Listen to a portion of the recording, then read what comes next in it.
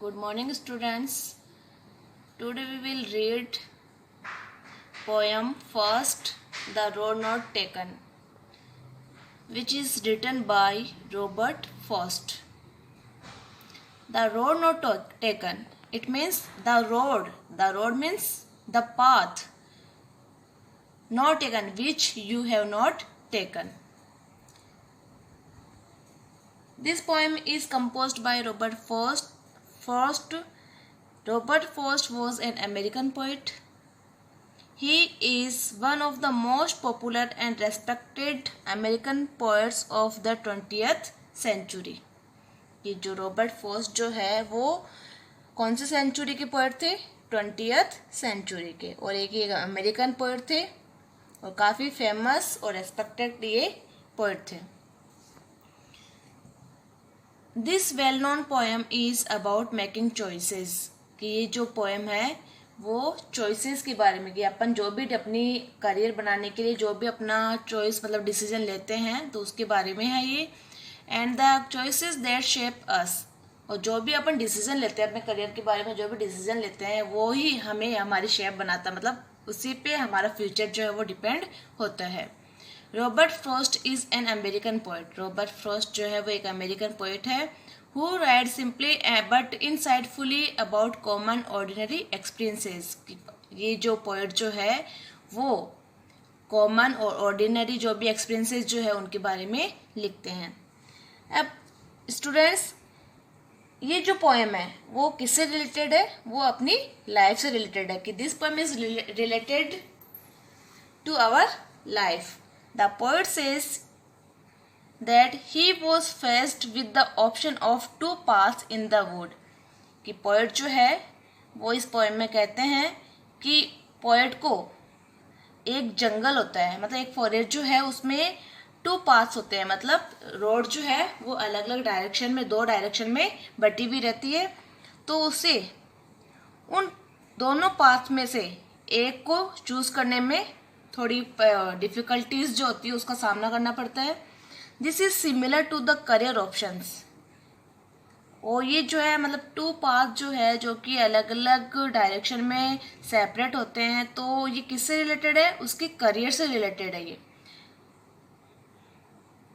और पोएट जो है वो क्या करते हैं? वो उनमें से उन डायरेक्शंस में यानी उन पाथ में से एक पाथ को, एक रास्ते को चुनता है.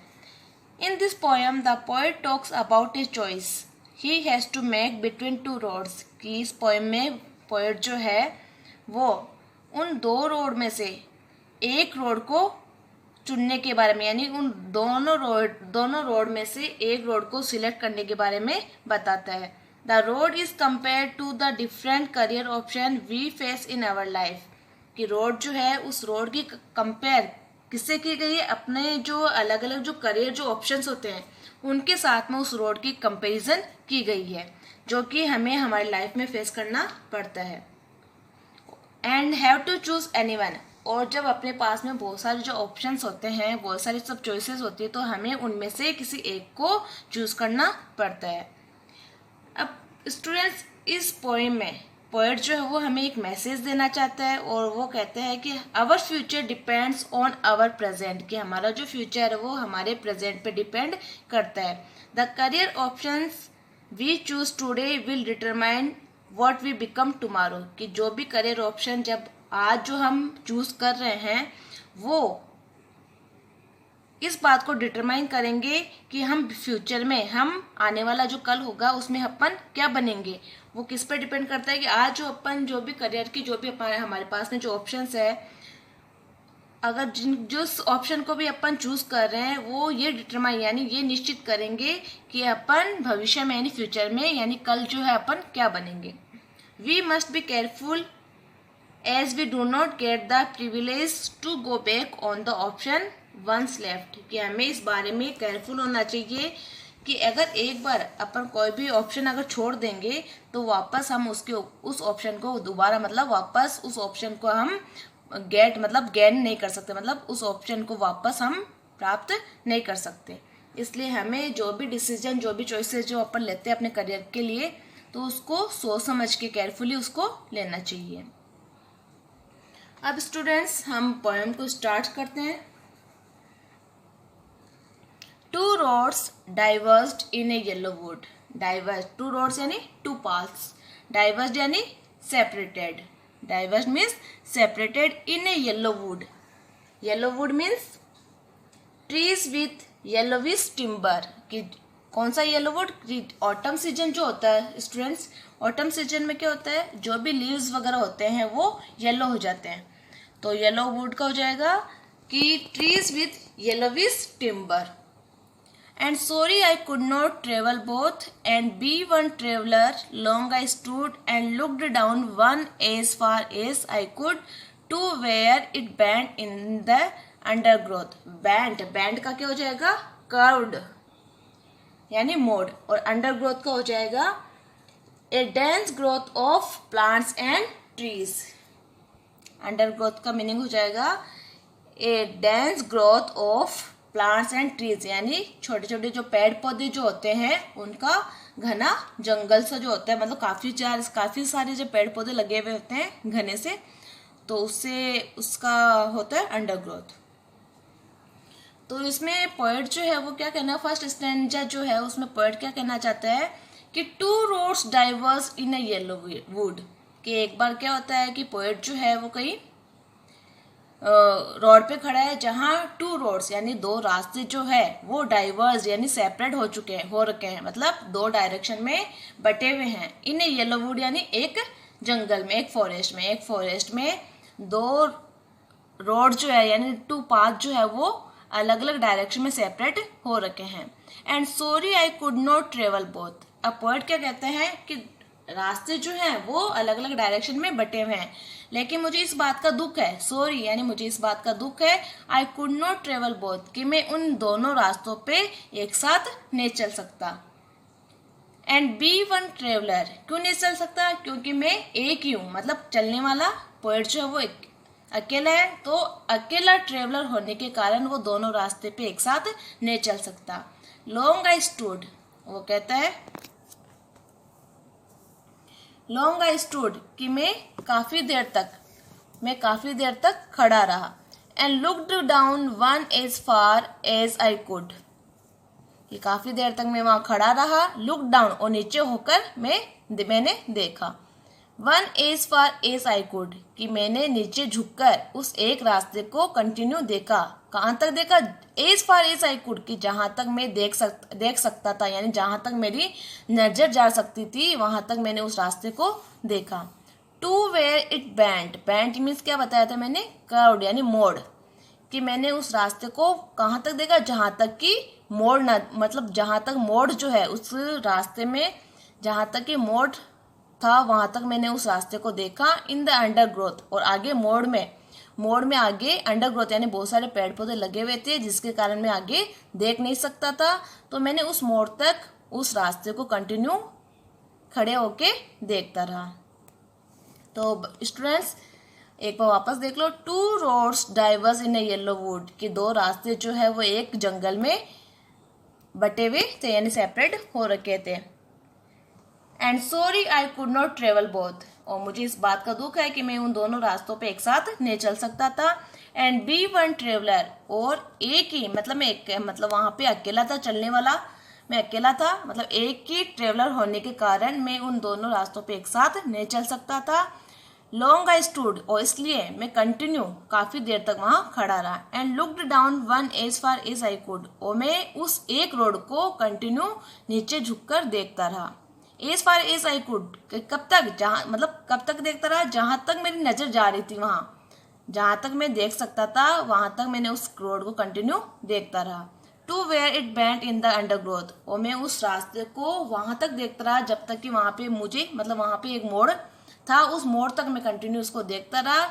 और आगे मैं क्यों नहीं देख पाया? क्योंकि वहां पे काफी ज्यादा घने पेड़ पौधे थे जिसके कारण उस मोड़ के आगे मैं देख नहीं सकता था।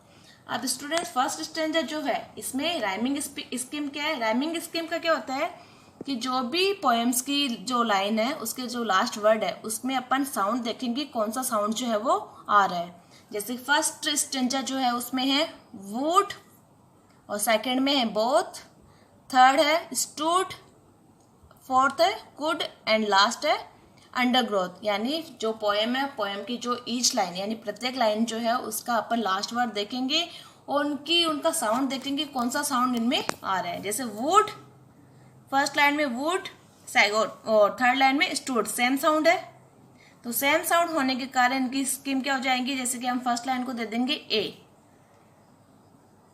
और सेकंड लाइन बोथ अलग साउंड है तो इसको दे देंगे बी, और थर्ड लाइन है स्टूड, तो वुड स्टूड दोनों सेम साउंड है तो इसका दोनों की राइमिंग स्कीम क्या हो जाएगी ए। फिर है कुड, वुड स्टूड कुड तीनों सेम है वर्ड्स तो इनकी क्या हो जाएगी ए। और लास्ट है अंडरग्रोथ, तो अंडरग्रोथ का क्या हो जाएगा बोथ अंडरग्रोथ, मतलब दोनों ये दोनों सेम है तो इनकी हो जाएगी बी बी। तो इनकी फर्स्ट स्टेंजा जो है उसकी राइमिंग स्कीम क्या हो जाएगी ए ए बी। राइमिंग स्कीम क्या होगी इसकी ए बी।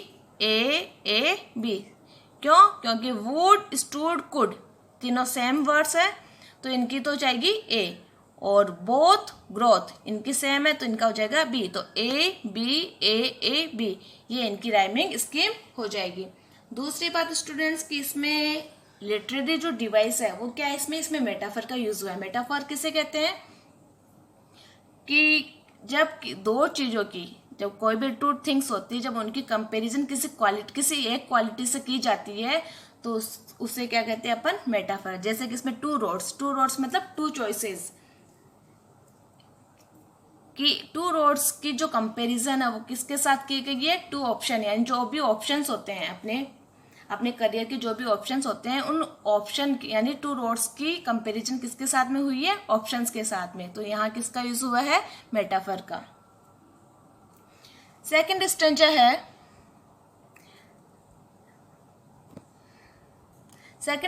है then took the other just as fair and having perhaps the better claim because it was grassy and wanted wear though is for that the passing there and want them really about the same। अब students इसमें क्या है, जैसे कि है just is fair, इसका meaning क्या हो जाएगा both the paths looked similar, कि दोनों जो रास्ते हैं वो सिमिलर एक जैसे दिखाई दे रहे थे। आगे है and having perhaps the better claim, better claim का क्या हो जाएगा may be he chose the better path, कि हो सकता है जो भी उस पोएट जो है वो जो भी अपना रास्ता चुनता है वो शायद बेटर हो सकता है। थर्ड लाइन है because it was grassy and wanted wear, wear का क्या हो जाएगा यूजेस, यानी यूज में ली हुई।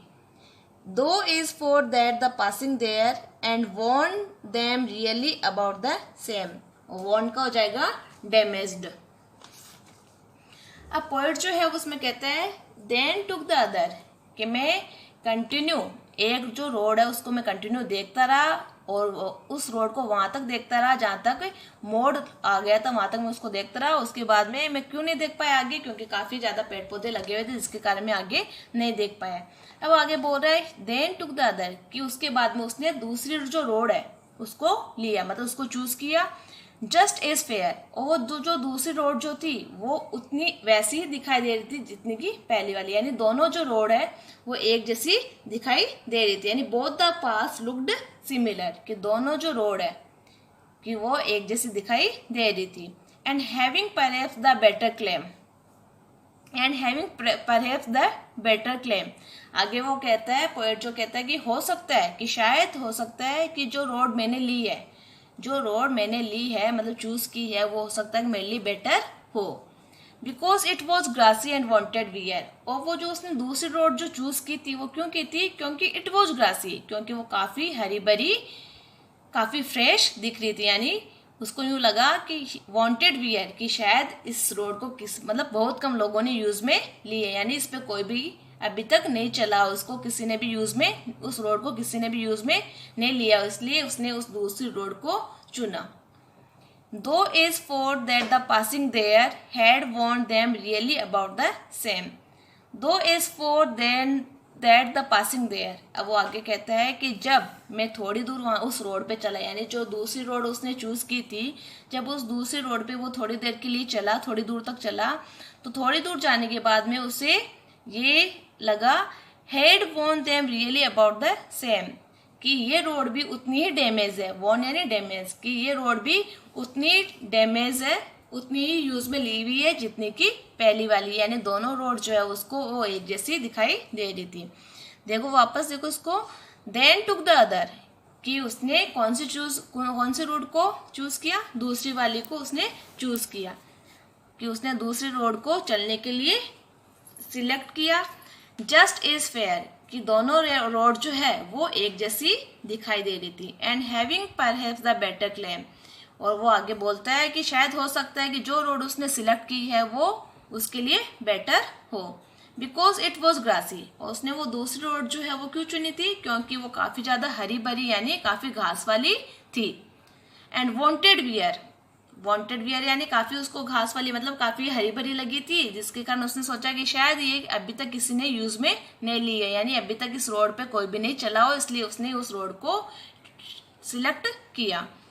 Though is for that the passing there, और थोड़ी दूर जब वो उस रोड को सिलेक्ट करके थोड़ी दूर उसके ऊपर जाता है, उसकी ओर मतलब आगे उस पर चलता है, तो थोड़ी दूर जाने के बाद में उससे लगता है had want them really about the same, कि ये रोड भी उतनी ही डैमेज है जितनी की पहली वाली, यानी दोनों रोड जो है उसको एक जैसी दिखाई दी। अब इसमें भी स्टूडेंट्स अपन राइमिंग वर्ड्स जो है वो देखेंगे, जैसे कि फर्स्ट लाइन जो है उसमें है फेयर, और थर्ड का क्या है वेयर, एंड फोर्थ का है देयर। अब देखो फर्स्ट, थर्ड एंड फोर्थ तीनों लाइंस के वर्ड्स जो है उनकी राइमिंग स्कीम यानी उनका साउंड जो है वो सेम आ रहा है, इन तीनों लाइंस का साउंड जो है, लास्ट वर्ड साउंड जो है वो सेम आ रहा है, तो इनको अपन दे देंगे ए। और सेकंड और फिफ्थ लाइन जो है क्लेम सेम, इन दोनों लाइंस के जो लास्ट वर्ड है उनका साउंड सेम है, तो इनको राइमिंग स्कीम दे देंगे अपन बी। तो फर्स्ट लाइन का हो जाएगा ए, सेकंड का हो जाएगा बी, थर्ड का ए, फोर्थ का ए और बी। तो फर्स्ट और सेकंड दोनों स्ट्रेंजा की जो राइमिंग स्कीम है वो क्या हो जाएगी ए बी ए बी। दूसरी बात स्टूडेंट्स, इसमें लिटरेरी डिवाइसेस जो है वो कौन सा यूज में लिया है। फर्स्ट इसमें सिमिली जो है उसका यूज हुआ है। सिमिली का क्या होगा कि कंपैरिजन ऑफ टू थिंग्स, कि दो चीजों के बीच में जब कंपैरिजन की जाती है तो उसे क्या कहते हैं सिमिली। और सिमिली का use as like in words से ही इसका यूज किया जाता है, यानी जहाँ पे एज लाइक जिन इन वर्ड्स का यूज होता है वहाँ किसका यूज होता है सिमिली का। जैसे कि इसमें जस्ट इज फेयर, यानी वो रोड पहली वाली रोड और दूसरी वाली जो रोड है वो दोनों ही सिमिलर थी, यानी दोनों ही एक जैसी दिखाई दे रही थी। तो यहाँ पे एज के द्वारा बताया गया है कि यहाँ किसका यूज हुआ है सिमिली का। दूसरी बात है स्टूडेंट्स, इसमें एलिट्रेशन जो लिटरेरी डिवाइस है उसका भी यूज हुआ है। एलिट्रेशन का मीनिंग क्या होता है कि जो कोई भी कॉन्सोनेंट जो वर्ड्स होते हैं, कॉन्सोनेंट जो साउंड होते हैं, जब कॉन्सोनेंट साउंड किसी भी लाइन में जब उनका किसी भी सीक्वेंस में जब बार बार में किसी भी जैसे कि कोई भी कॉन्सोनेंट साउंड जो होते हैं जब किसी भी सीक्वेंस में कंटिन्यू उस वर्ड्स का रिपीटिशन होता है तो वहाँ क्या होता है एलिट्रेशन। कि किसी भी सीक्वेंस में जब कॉन्सोनेंट साउंड का जब कंटिन्यू यूज किया जाता है वहाँ पे कौन सा लिटरेरी डिवाइस होता है एलिट्रेशन। जैसे कि यहाँ पे है वांटेड वियर, अब यहाँ पे कॉन्सोनेंट साउंड क्या है डब्ल्यू, तो यहाँ पे देखो दोनों डब्ल्यू इसका कंटिन्यू रिपीटिशन हुआ है, तो यहाँ पे कौन सा लिटरेरी डिवाइस है एलिट्रेशन।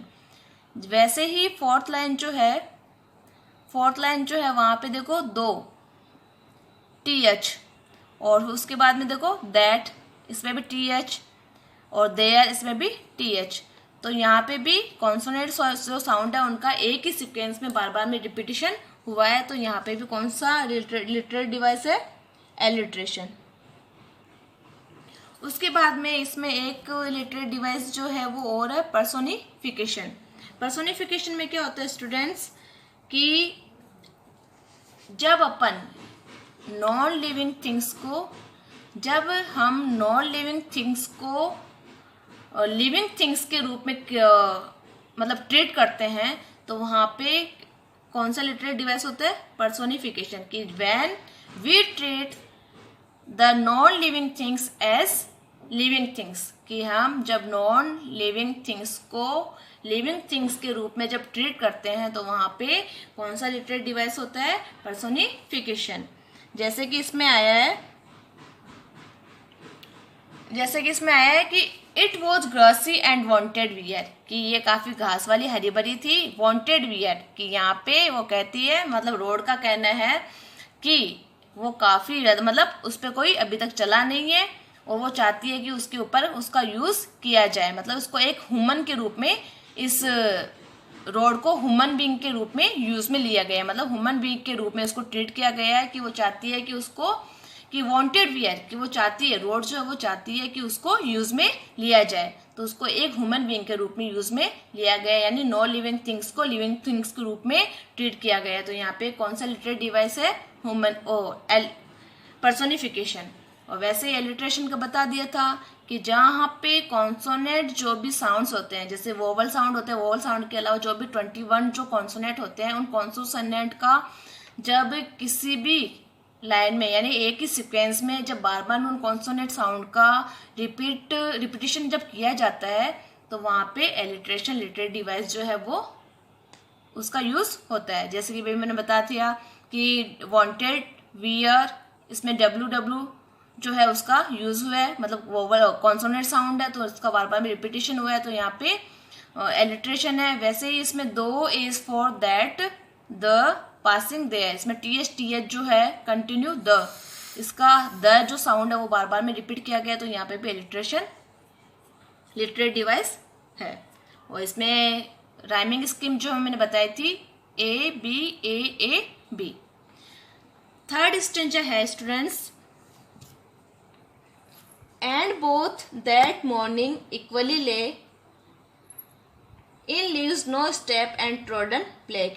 अब इक्वली ले का मीनिंग क्या हो जाएगा? अपीयर्ड सेम, यानी एक जैसी दिखाई दी। और ट्रोडन ब्लैक का क्या हो जाएगा? Leaves turn black due to being crushed by footsteps, यानी जो भी मतलब जो भी ह्यूमन बीइंग्स होते हैं उनके फुटप्रिंट, यानी कि उनके शूज वगैरह जो है, शूज के द्वारा जो भी लीव्स पत्ते वगैरह है वो क्रश होने के कारण ब्लैक हो जाना।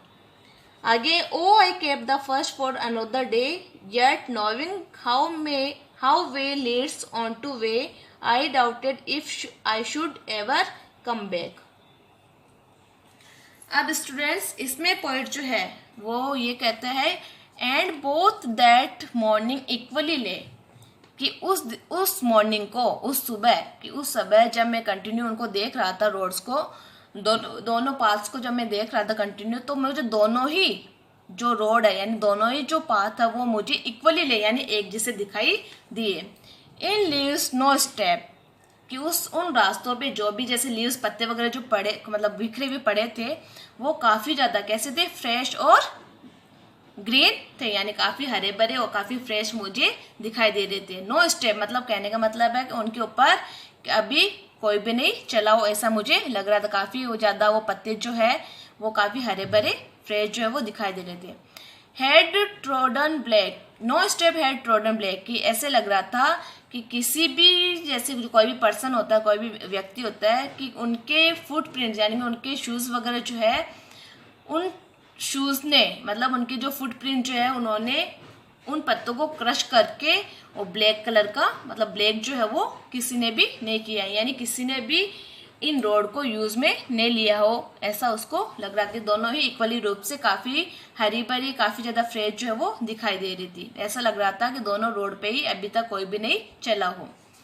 ओ I kept the first for another day, अब वो कहता है कि जो दूसरी रोड जो है वो मैंने सिलेक्ट की थी चलने के लिए, और जो पहली वाली जो रोड है उसको मैंने कभी और दिन के लिए, मतलब कभी किसी और दूसरे दिन के लिए चलने के लिए मैंने उसको रख दिया, कि मैंने यूँ सोचा कि कभी दूसरे दिन, कभी और दिन मैं इसके ऊपर चल लूँगा और देख लूँगा कि इसमें क्या क्या आगे इस रोड पे क्या क्या है।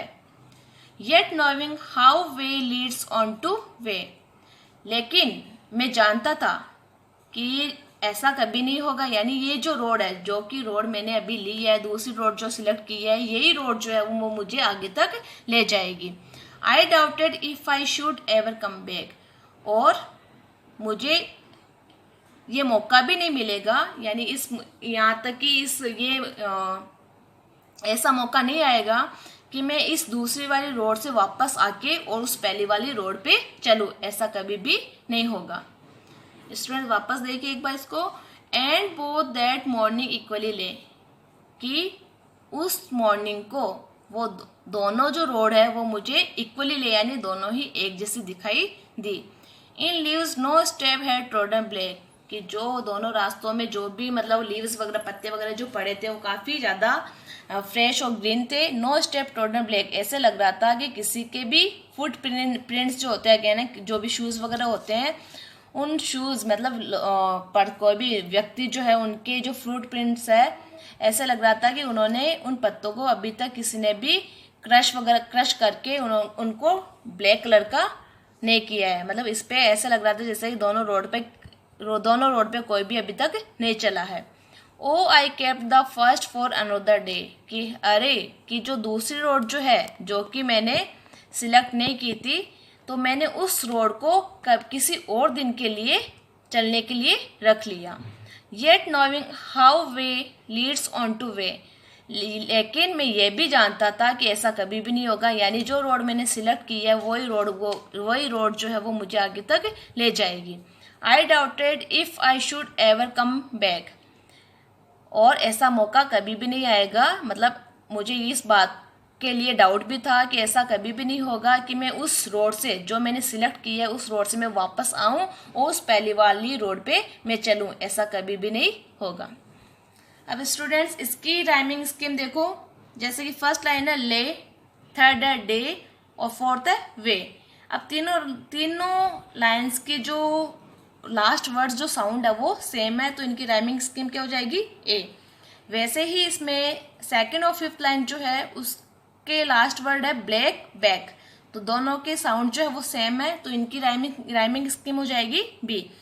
तो फर्स्ट लाइन की हो जाएगी राइमिंग स्कीम ए, सेकंड की हो जाएगी बी, थर्ड की हो जाएगी ए और फोर्थ की हो जाएगी ए और लास्ट फिफ्थ की हो जाएगी बी, यानी ए बी ए बी, यानी ले डे वे तीनों सेम है, तो इनकी हो जाएगी ए और ब्लैक और बैक इसकी हो जाएगी बी, तो स्कीम हो जाएगी इनकी ए बी ए बी। तो अभी तक जो तीन स्टेंजाज अपन ने पढ़े हैं उन तीनों की राइमिंग स्कीम क्या हुई थी ए बी ए बी। अब दूसरी बात, इसमें जो लिटरेरी डिवाइस जो है वो कौन सा यूज में हुआ है, इसमें हुआ है और मॉर्फिया, कि इसमें राइमिंग लिटरेरी डिवाइस जो है और मॉर्फिया जो है उस लिटरेरी डिवाइस का यूज हुआ है। और मॉर्फिया क्या होता है कि कोई भी जैसे साउंड वर्ड्स जो होते हैं, जो कोई भी साउंड वर्ड जो कि किसी भी पोएम में जब ड्रामेटिक इफेक्ट को जब क्रिएट करते हैं, तो जिन वर्ड्स का यूज़ किया जाता है ड्रामेटिक इफेक्ट को क्रिएट करने के लिए जिन वर्ड्स का यूज़ किया जाता है उस लिटरेरी डिवाइस को बोलते हैं ऑनमॉर्फिया। जैसे कि इसमें ओ शब्द जो वर्ड है वो इस स्टेंजा में ड्रामेटिक इफेक्ट जो है वो क्रिएट कर रहा है, तो यहाँ पे कौन सा लिटरेरी डिवाइस है ऑनमॉर्फिया। नेक्स्ट स्टेंजा है फोर्थ।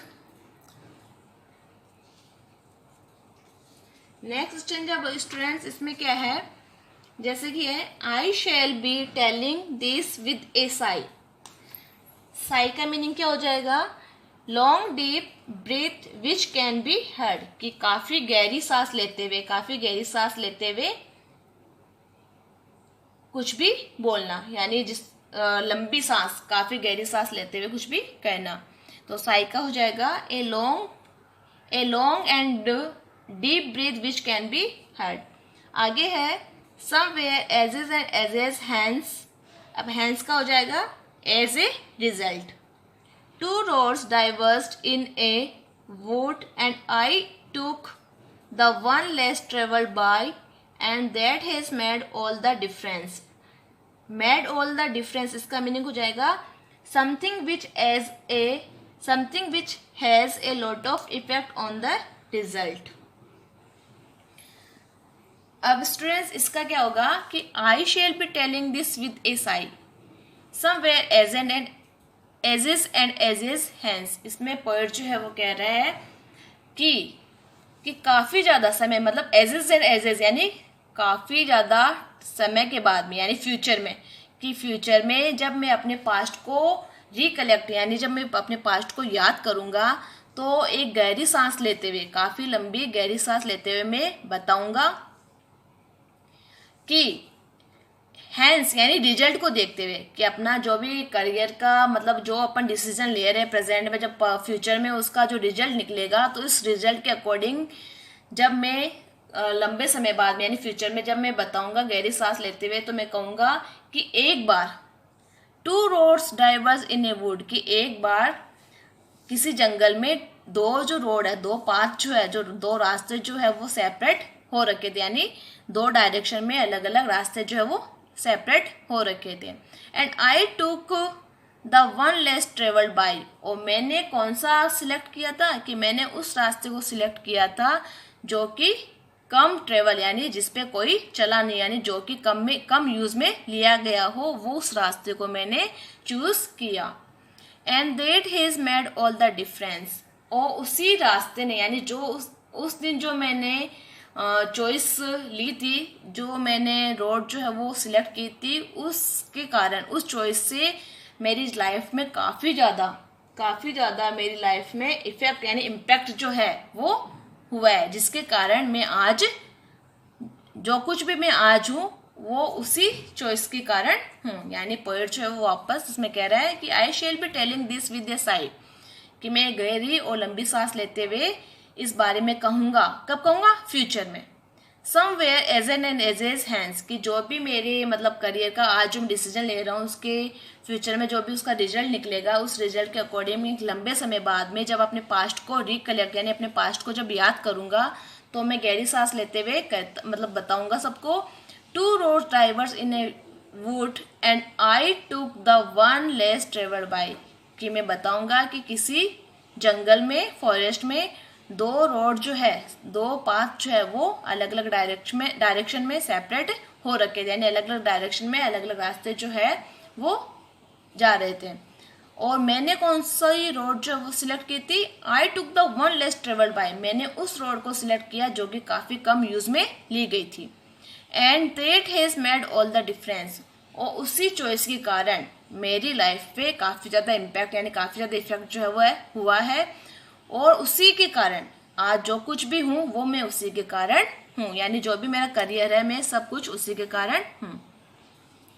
अब स्टूडेंट्स इसके राइमिंग स्कीम देखो। पहली लाइन